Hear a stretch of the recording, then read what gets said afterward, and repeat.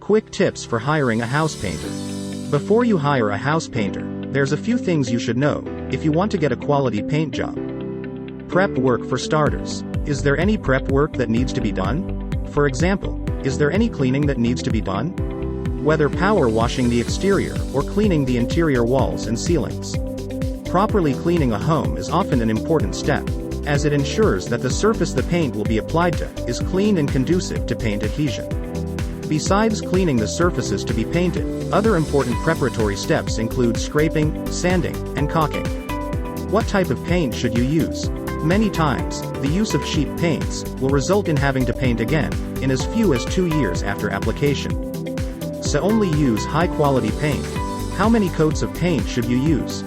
Generally, a single coat of primer and 2 coats of paint are needed for most homes. However, some painting projects will need more than 2 coats of paint, and some will need less.